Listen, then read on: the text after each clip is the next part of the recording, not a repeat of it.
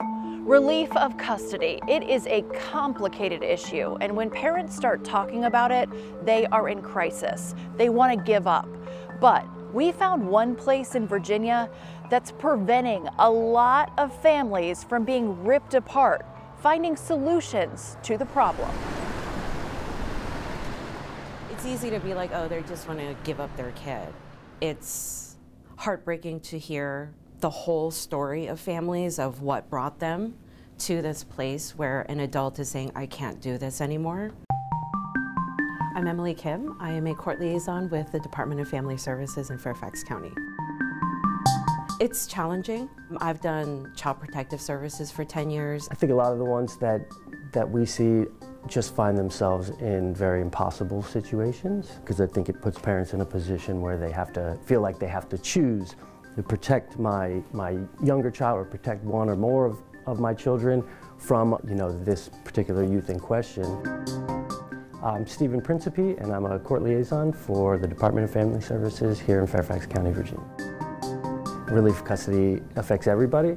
We've had all walks of life, certainly. We see a lot of juvenile sex offenses against siblings in the home. Fentanyl has entered Fairfax County and has hit some of our communities really hard. Our data shows that it's usually not bio-parents seeking them. It is a relative or kin who, for whatever reason, have taken custody of a child to prevent them from going into foster care or somewhere else. And over time, for various reasons, they are no longer able to, and they're seeking that relief. Talk about the families that are having to make these decisions, because I can't imagine. I think there's a range. I think there are some families who have given it their all. They have genuinely given it their all, and seeking a relief of custody is tearing them apart. And then there are other families where it's, get this child out of my house, I'm done. This is where the relief of custody petition all starts. This is called the Juvenile Intake Services Office. So a parent or guardian will come into this office and walk up to this counter and say they want to start the process. Now, it's not a petition yet. All the information goes into the computer and then goes to the court liaisons, who work with all their community partners to hopefully prevent relief of custody. They have a team approach centered around the child and family, with the whole goal of keeping that child out of foster care. With the courts, schools, and community services board that can provide taxpayer money to be used for a variety of things, and the Department of Family Services. There are regular meetings to keep services in place and adjust them as needed. And it's really about trying to hone in on what does this youth actually need. Can we meet that need without having to change legal custody or without a youth entering foster care? I want to have a lot of compassion for families that are considering that choice, because I could imagine it being a difficult decision. I'm Ashley Thorpe, a behavioral health specialist with Fairfax Falls Church Community Services Board. We try to get creative in our approach. Yes, we want to address the mental health, behavioral, and substance use needs of a family and child, and we want to build upon their strengths. So what are the things that you like to do that bring you joy? So some of the creative things I would say is like funding a gift card for the family to go to their favorite restaurant. Like, as simple as that may sound, like having those opportunities to connect and have fun together is important. A lot of them don't know specifically, they can't say what they need.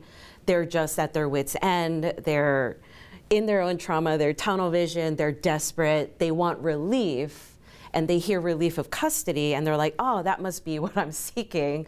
When some of them are like, I don't want this child in foster care, but I need help. And then we go see the youth, typically at school.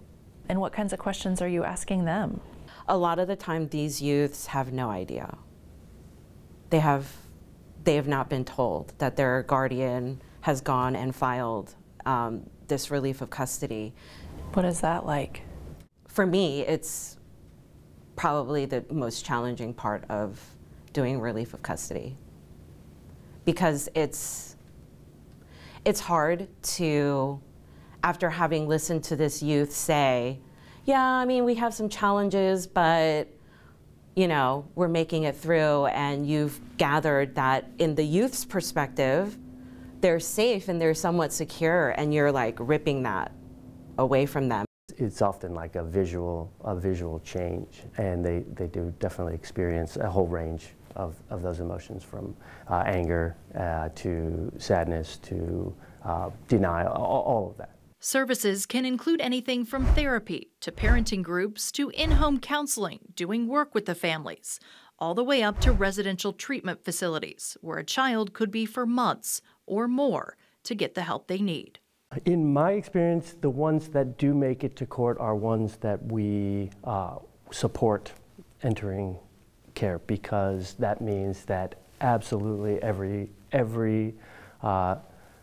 avenue has been attempted. And when the judge grants that final order, what is it like for the family? I think that it's a mix of a lot of different emotions. I think there's got to be some relief, but I think it comes at a cost. I think that I think it's hard. At the end of the day, this is a family member, and I think people feel like they may have given up. Once they get over the initial shock and the grief and the sadness and the anger, I think a lot of them have to pivot to, well, what's going to happen to me? Most likely it's not a family right away. It's going to be another placement in some sort of institution, whether it's a group home or a residential. So kind of preparing them for that.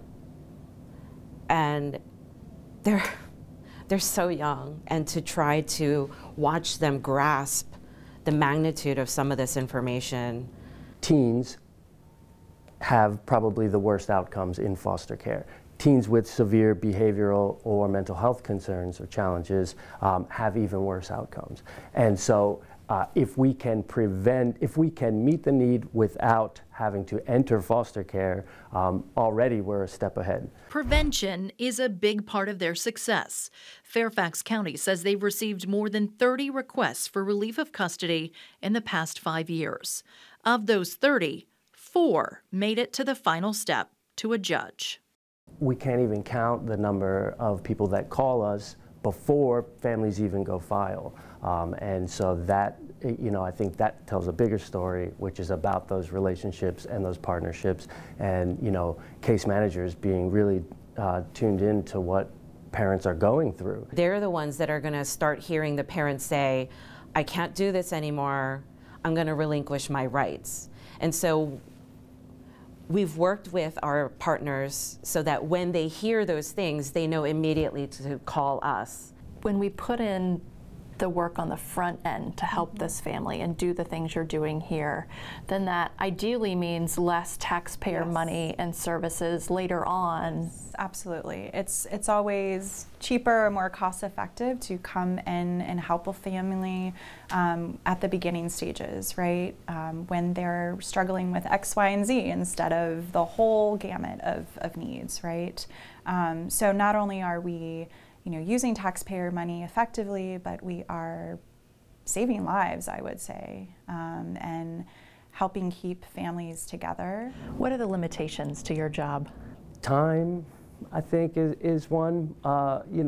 Humans are complicated, and kids are resilient, and they don't always work on a timeline that lines up perfectly with a relief of custody assessment and a scheduled court date.